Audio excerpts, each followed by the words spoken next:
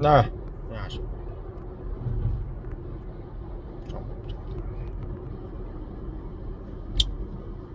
영화 율리시스, 오디세이거든, 오디세이. 예. 크리스토퍼 놀란. 크리스토퍼 놀란 감독 보면은 그 영화가 대부분 다 인문학적이죠. 나온 영화들이 대부분 다 이제 인문학에 근거한, 특히 뭐 역사에 근거한 얘기들을 좀 많이 하고, 또 뭐 물리학이라든지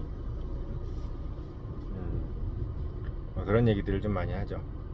그래서 뭐 예전 영화들도 다 그렇고 좀 약간 이제 근원적인 얘기, 이런 얘기들을 많이 합니다. 사실 제가 이제 본부장이 시대를 말한다 해서도 이제 영국 편을 쓰면서, 영국이라는 나라가 사실은 그 물리학으로서는 아이작 뉴턴, 그리고 또 문학으로서는 섹스피어, 인류가 근원적인 질문을 하게 만드는 그런 것들의 방점을 찍은 나라라고 말씀을 드렸습니다. 섹스피어, 예. 그 섹스피어의 비극을 읽어보면은 우리가 지금 현대에서도 느끼는 그런, 현대인이 느끼는 그런 감정들을 그대로 이제 투영해 놨죠. 사람이라는 그러니까 인간이라는 것이 과연 무엇을 하고 무슨 생각을 하고 사나, 이런 것들을 섹스피어가 다 그려냈습니다. 사실 뭐 따지고 보면은 섹스피어가 이제 그 글을 쓴 게 뭐 아주 옛날도 아니에요. 뭐 2000년 전 이런 것도 아니고, 사실 뭐 실제 인물이 누군지도 잘 모릅니다. 섹스피어라는 게. 그 엘리자베스 여왕이라는 얘기도 있고, 실제 뭐 그 섹스피어라는 거 사람이 있느냐, 이런 얘기가 나올 정도로 섹스피어가 사실 실존 인물인지 아닌지에 대해서 아직도 규명이 안 돼 있는 상태죠. 그것도 잘 이제 모르시는 분들이 많아요. 섹스피어가 진짜 실제 있었던 사람인지. 뭐 그러니까 엘리자베스 여왕이라는 얘기도 있어요.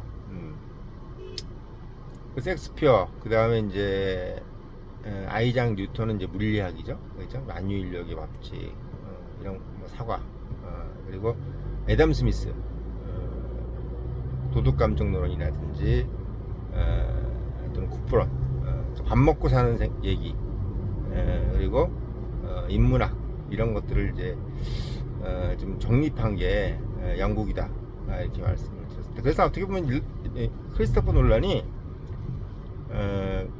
가장 영국인다운 작가죠, 그 감독이죠. 사실 저는 그런 부분에서 영국을 좀 인정을 해요. 다른 것들은 사실은 뭐 영국이 좀 시덥지 않은데, 뭐 너무 이렇게 쓸데없이 뭐 스노비즘, 뭐좀 이렇게 뭐랄까 좀 속세에 좀 쩌든 어떤 그런 느낌이 좀 들기도 있었는데, 스노비즘이라고 그러죠. 그런 거 아닌 어떤 역사의 부분에서 봤을 때는 참 기여한 부분이 많죠. 그런 부분을 많이 좀 들춰내려고 하는 것이 크리스토퍼 놀란 감독입니다. 그래서 저는 이번에 그 오디세이를 영화를 한다는데 아직 안 봤는데, 사실 이게 이제 예전에 율리시스라는 영화가 있어요. 그 커크 더글라스가 1954년인가? 50년대. 그때 이제 나온 영화인데, 커크 더글라스가 참 연기를 잘했습니다. 그 영화를 먼저 보시면 율리시스를 좀, 오디세이를 좀 아직 안 봤지만 뭐 똑같은 얘기죠. 뭐 결국 오디세이라는 사람이, 율리시스가 뭐냐면 오디세이가 그리스어고 율리시스가 라틴어입니다. 라틴어예요. 그러니까 라틴어 발음으로는 율리시스. 그 다음에 그 그리스 그 오디세이예요. 오디세이. 그리스어 말로는 오디세이다. 이것도 사실은 상식인데 모르시는 분들이 많지. 율리시스 따로 오디세이 따로라고 생각해. 이 율리시스라는 것은 옛날에 만화도 있었잖아요. 만화. 율리시스 뭐 만화도 있었고, 율리시스라는 이름을 가진 유명한 장군이 이제 율리시스 그랜트 장군이죠. 그 남북 전쟁을 승리로 이끈 북군의 총사령관이 율리시스 그랜트, 나중에 대통령까지 했습니다. 율리시스. 그 미국 그 국회의사당 앞에 동상이 있잖아요. 그 말 타고 딱 이렇게 멋있게, 그게 율리시스 그랜트 장군이에요. 이런 것들도 이제 상식으로 알아두시면 좋죠. 근데 제가 오늘 좀 이 말씀을 왜 드리냐면, 사실 뭐 청년의힘이 원래는 좀 약간 인문학적인 얘기를 참 많이 했었어요, 예전에. 근데 그때는 이제 구독자가 뭐 600명 이렇게 있을 때라 아무도 이제 그런 얘기를 안 들었는데, 사실 참 그때 얘기가 좋은 얘기가 많습니다. 뭐 KFC 할아버지 얘기도 많이 하고, 예, 뭐 별의별 얘기 참 많이 했는데 아무도 안 봤죠. 뭐, 예, 근데 지금 6만 명이니까 막 포만감이 느껴지긴 하는데 아무튼 이 호메로스라는 이제 작가가, 그리스의 호메로스라는 작가가 이제 그 일리아드 오디세이, 일리아드라는 걸 쓰고 또 오디세이라는 걸 썼는데, 그 오디세이에 나오는 이제 얘기가 바로 이제 율리시스 또는 오디세우스의 얘기입니다. 근데 이 얘기가 왜 재밌냐면, 영화로도 되게 많이 나오잖아요. 뭐 오디세이가 이제 트로이의 목마, 그걸 기한한 사람이고, 이 트로이라는 게 재밌는 게 뭐냐면, 이게 트로이가 사실은 지금으로 따지면 거기가 터키예요. 터키. 우리가 이제 그리스랑 터키 이 두 나라는 동서양의 대립을 얘기하는 겁니다. 사실 터키는 동양이에요, 사실은. 근데 지금 나토에 가입되어 있는데, 그리스하고 터키의 싸움이 바로 아테네하고 트로이의 싸움입니다. 트로이의 싸움이에요. 트로이의 목마라는 거, 사실 이게 이제 서양이 동양을 이겼다라는 어떤 그런 개념으로 생각하시면 돼. 사실 서양 사람들은 그 트로이의 목마를 서양이 더 우월하다, 동양보다 서양이 우월하다, 이런 걸 많이 생각을 하고, 또 그 이후에 이제 뭐 트로이의 목마 이후에 나오는 것이 이제 뭐예요? 페르시아, 이제 이란 지금으로 따지면 이란을, 페르시아를 또 그리스가 이기는, 그게 이제 그 마케도니아라고 하죠 그때. 알렉산더, 이것도 결국은 다 똑같은 얘기입니다. 알렉산더.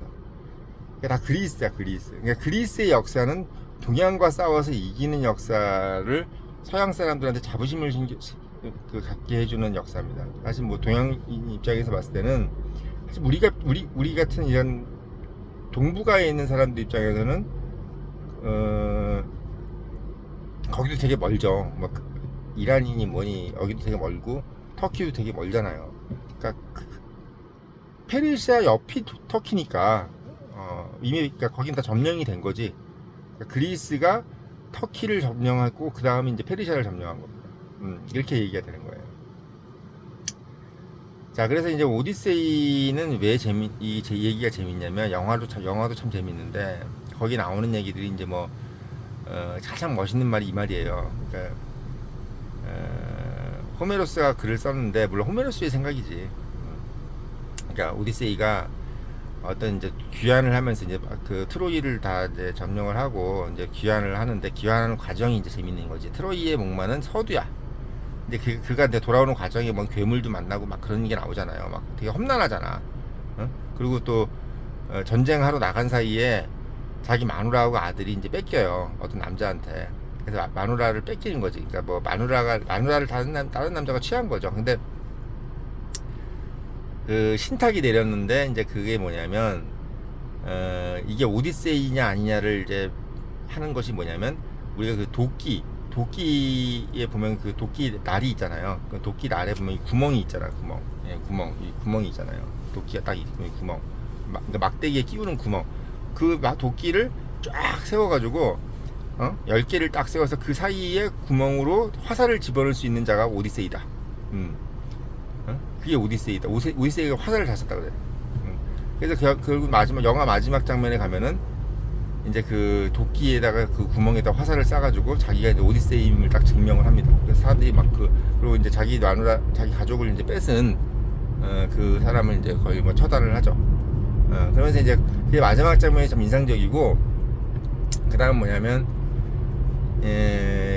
중간에 이제 어떤 신이 오디세이한테 이제 딱 제안을 해요. 남자가 멋있으니까, 막 기골이 장대하고 어깨도 넓고 머리숱도 많고, 약간 지금으로 따지면 약간 헤그세스 같이 생긴 거야.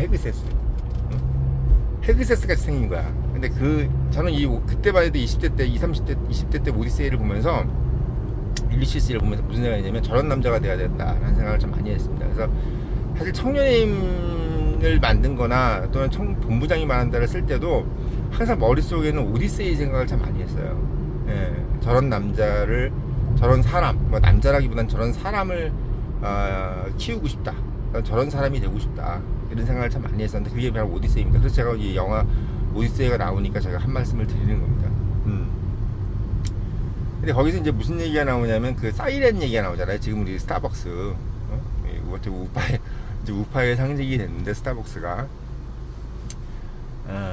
이제 사이렌이 막 이제 물귀신 작전으로 막 이제 유혹을 하잖아요. 근데 이제 그 인어들이 이제 사이렌을 딱 하면 그 결국 이제 사람이 미쳐가지고 물로 뛰어드는데 그걸 막기 위해서 어떻게 보면 귀에다 밀랍을 바르고 자기를 그 기둥에 묶어서 결국은 그 사이렌 유혹에서 벗어나는 그 장면도 이제 유명하고 또 이제 어디에요 그 섬 같은 데서 이제 그 또 내려서 그 여신이 있는데 그 여신이 딱 그래 오디세이한테 나랑 같이 살자.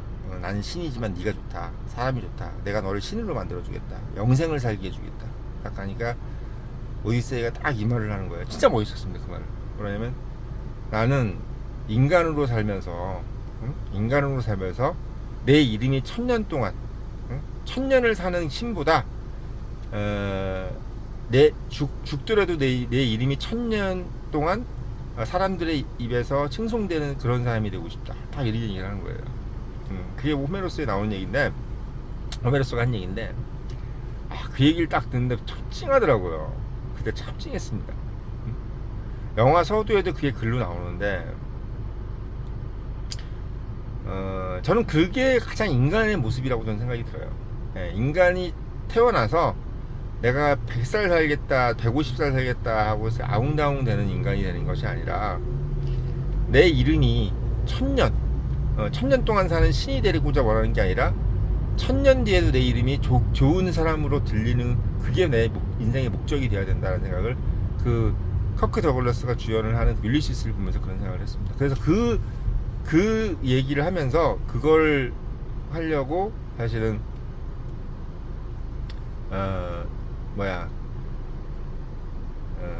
본부장이 말한다도 썼죠. 본부장이 말한다의 주요 내용은 그런 내용이에요. 사실은 정말 그런 사람이 되자. 스스로 빛나는 자. 제가 본부장이 말한다에서도 스스로 빛나는 자가 되자라고 해서 책을 썼거든요. 그러니까 사람이 뭐 인간의 인생이 목적이 여러 가지잖아요. 뭐 돈을 많이 벌고 싶고 뭐 권력을 갖고 싶고 이런 게 목적일 수도 있는데 저는 사실은 본부장이 말한다를 쓰면서 무슨 생각을 했냐면 인간의 가장 큰 목적, 청년의 가장 큰 목적은 스스로 빛나는 자가 되어야 되는 것이다. 그게 뭐 돈으로 빛날 수도 있고 뭐 권력으로 빛날 수도 있는데 기본적으로 돈과 권력이라는 어떤 그런 개념보다는 스스로 빛나는 자. 그러니까 어떻게 보면 여러 가지 참 복합적인 얘기죠. 그래서 스스로 빛나는 자를 만들어내고 싶은 또는 그런 청년들한테 영향을 주고 싶은 그런 어떤 멘토로서 그런 역할을 해야 되겠다라는 생각이 들어서 저 같은 본부장이 말한다 쓴 겁니다. 사실 뭐 본부장이 말한다 읽고 뭐 세속적으로 성공해라 이런 얘기들도 많이 했지만 사실은 저는 율리시스 얘기를 생각을 참 많이 했어요. 오디세이.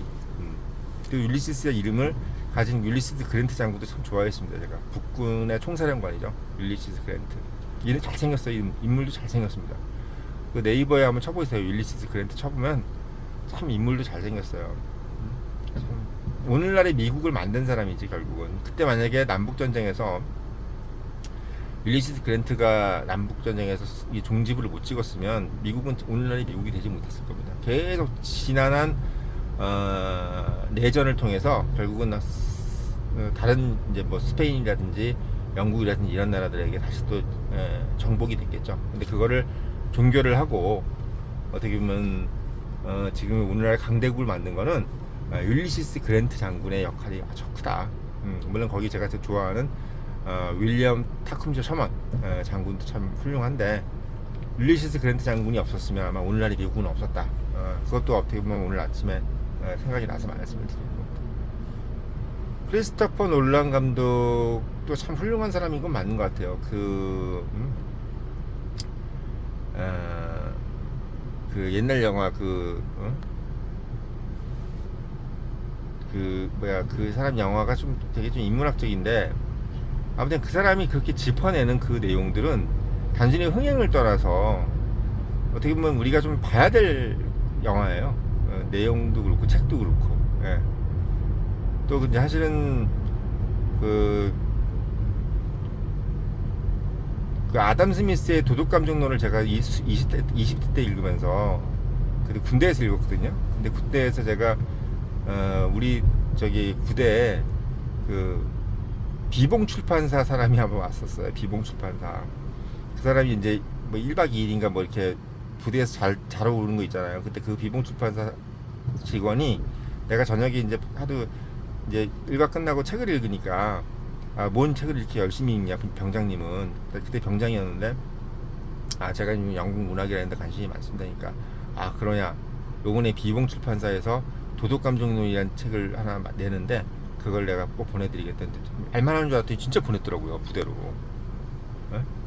그 책을 번역한 사람이 박세일 교수예요. 박세일 교수. 이제 우파들도 좀 알아야 될 사람이 박세일. 어떻게 보면 훌륭한 사람인데 그 도덕감정론을 전 처음에 참 재미없는 제목이잖아요. 도덕감정. 근데 읽어보는데 너무 그게 훌륭한 거야. 아담 스미스가 후프로만 생각했었는데 도덕감정론은 뭐냐 했는데 처음부터 끝까지 읽어보는데 지금도 제 책상에 꽂혀있는 게 도덕감정론입니다. 사람이라는 것이 어떤 감정을 가져야 되고 인간은 어떤 도덕적인 생각을 해야 되고 감정을 가져야 되는지를 그걸 글로 쓴 사람이 처음인 것 같아요. 어떤 사람도 그걸 글로 쓰진 않았을 것 같아요. 성리학도 그런 걸 하진 않았을 것 같은데 영국의 아담 스미스가 그거를 딱 정립을 했더라고요. 도덕감정론은 정말 우리 청년들이 꼭 읽어봐야 될 책이야. 그거는 왜 우리가 사는지, 우리가 어떤 감정을 가져야 되는지를 그 감정에 대해서 다 이렇게 적어놨어. 그거를. 훌륭합니다, 진짜 책이. 제가 어떻게 보면 이렇게 뭐 영상을 찍어서 누구한테 이렇게 얘기할 수 있는 이런 주제가 될 수 있었던 것도 그 20대 때 읽었던 도덕감정론이라는 책이 저에게 많은 영향을 줬다고 저는 생각이 듭니다. 뭐 국부론도 물론 어렸을 때 뭐 그건 이제 전공하면서 뭐 한번 읽어본 건데 그거는 뭐 그냥 뭐 그런 얘기고, 도덕감정론은 정말 국부론에 비하면 한 100배, 1000배 더 가치가 있는 책이에요, 사실. 근데 많은 사람들이 모르죠, 도덕감정론이 있었던지. 그리고 아이작 뉴턴의 프린키피아. 프린키피아의 그 서문에 나온 얘기가 참 멋있습니다.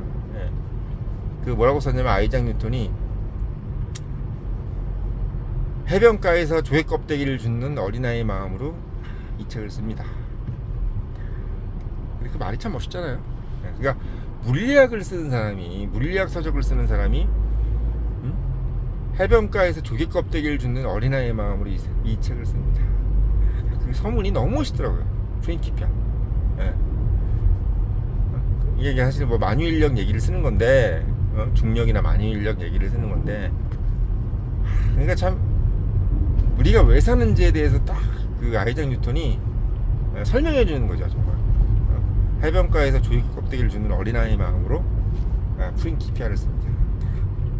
제가 그걸 딱 읽으면서 그 생각을 했습니다. 정말 이런 사람이 돼야 되겠다.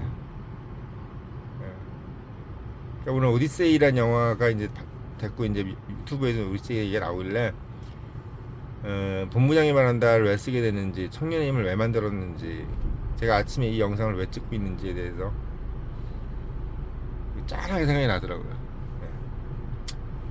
20대 때 가졌던 생각들이 생각이 났습니다. 참 많이 울컥했어요, 이게. 그 윌리시스를 볼 때 그 감동, 도덕감정론을 읽을 때 감동, 그 다음에 프린키피아를 읽을 때 감동. 그 영국, 그래서 영국 문학에 많이 빠졌죠. 제가 막 서머셋 모음 책도 참 읽어보면서 참 그 서머셋 모음의 그 단편집을 읽어보면 참 기가 막혀요. 인간의 어떤 그 마음, 그런 것도 참 볼만했다. 볼만했어요. 참 달걀 육펜스가 서머셋 모음이잖아요. 우리가 알고 있는 달걀 육펜스. 달걀 육펜스 참 훌륭한 작품입니다. 훌륭한 작품이에요. 크리스토퍼 놀란 감독이 오늘 참 여러 가지 생각을 많이 하게 만드는 사람인데, 제가 오늘 거명했던 이 책들은 꼭 읽어봤으면 좋겠어요. 우리 뭐 나이 드신, 우리 마음은 청년이지만 나이 드신 우리 구독자분들, 보통 60대 70대 분들이 많으시잖아요. 근데 저희 아버지가 요즘에 책을 그렇게 읽으세요. 젊었을 땐 책을 잘 안 읽으시더니 요즘엔 그렇게 책을 읽고 또 제 책을 그렇게 읽으시면서 줄을 쳐가면서 읽고 그걸 뭐 필사를 하고 계시는데, 책 읽는 게 너무 재밌다는 거예요. 본부장이 말한다를, 또 특히 시대를 말한다를 읽으면서 이제 세계사 얘기를 듣고 너무 재밌다 이렇게 얘기하시는데, 나이 들어서 책 읽는 사람만큼 멋있어 보이는 게 없더라고요. 예. 젊었을 때 책은 어떻게 보면 우리가 뭐 좋은 대학을 간다든지 뭐 그러려고 읽지만, 나이 먹고 이제 진짜 할 일이 없잖아요, 별로. 80대가 79세인데 책을 매일 읽어요. 근데 엄마가 그러더라고요. 책을 읽는 모습이 참, 아버지가 책 읽는 모습이 참 보기 좋다고. 예. 그러니까 앉아 하루 종일 책을 읽는 거예요. 예. 재밌대. 저도 그걸 보면서 그 생각이 들었습니다. 아, 나도 노후에 책을 읽어야지. 예. 그런 생각이 좀 들더라고요. 예. 그래서 제가 오늘 얘기해줬던 도둑감정론이라든지 서머셋 모험이라든지, 서머셋 모험 책은 다 좋아요. 예. 그 영국의 속물주의를 막 비판하는 건데 참 좋습니다. 그리고 오스카 와일드 책도 참 읽어보시면 좀 좋고, 오스카 와일드도 제가 참 본부장이 말한다를 쓸 때 많은 영향을 줬던 책이죠. 오스카 와일드, 영국 작가죠. 그건 엄밀히 따지면 아일랜드 사람이에요. 아일랜드 사람. 네. 조지프 콘레드 같은 것도 참 좋고. 근데 영국 사람이긴 맞는데 거기는 헝가리계 영국 사람이야. 조지프 콘레드도 참 훌륭한 작가죠. 영국이 이런 부분에선 참 역사에, 우리 인류의 기여한 게 참 많아요. 기여한 게 많습니다. 그러니까 역사에 세 개의 제국이 있다고 제가 말씀을, 본부장 시대를 말한다 얘기했는데, 그리스 로마 제국, 그다음에 대영 제국, 그 다음에 이제 지금 현재 미국을, 뭐 제국은 아니지만 미국이 이제 어떻게 보면 지금 전 세계의 가치관을 선도하고 있잖아. 대영 제국도 그런 가치관을 선도했던 나라거든요. 그게 지금 알고 있는 섹스피어라든지 아담 스미스라든지 또는 아이작 뉴턴이라든지 이런 어떤 개념으로 전 세계를 선도했고, 또 인간이라는 것이 어떤 생각을 가져야 되고 진짜 인간은 어떠해야 되는지를 이렇게 화두를 던진 게 전 영국이라고 봐요. 그리고 사실 그걸 영국은 그리스 로마에 있었던 그 개념을 영국이 정립을 한 거지. 또 생각나는 게 있네요. 로마 흥망사, 로마 세망사라 그러죠. 로마 세망사, 에드워드 기번. 이걸 또 읽어봐야 됩니다. 에드워드 기번의 로마 흥망사를 안 읽어보면, 이거는 정말 그 책은 너무나 훌륭한 책이죠. 에드워드 기번의 로마 흥망사, 외교관이 쓴 거예요. 외교관이 쓴 겁니다. 꼭 어떻게 보면 읽어볼만 하다. 프린키피아 읽어볼만 하고, 도둑감정을 읽어볼만 하고, 에드워드 기번의 로마 흥망사는 정말 꼭 읽어봐요. 그러니까 영국 저기가 그거를 많이 했어요. 로마, 그 그리스에 대한 얘기를 참 많이 해. 그러니까 그리스 로마가 사실은 또 인문학의 어떤 기본이잖아요. 그래서 그런 부분들이 오늘 좀 생각나는 그런 아침이라 이제 제가 말씀을 드리는 거고, 좀 책을 추천하면서 이런 책을 좀 읽어보십사. 우리 그 청년들도 꼭 이 책을 읽어봐야 된다라는 의미에서 영상 올렸고, 뭐 대단치 않은 내용이지만 아무튼 오늘 그 크리스토퍼 놀란 감독의 오디세이라는 영화를 한다라는 얘기를 들으면서 좀 여러 상념이 있어서 말씀을 좀 드렸습니다. 아무튼 제가 드렸던 책들은 꼭 한번 읽어보시길 바라면서, 아무튼 뭐 본부장이 말한다. 그래서 한번 사서 읽어보시길 바라고, 청년님 유료 구독 당부드리면서 영상 마치겠습니다.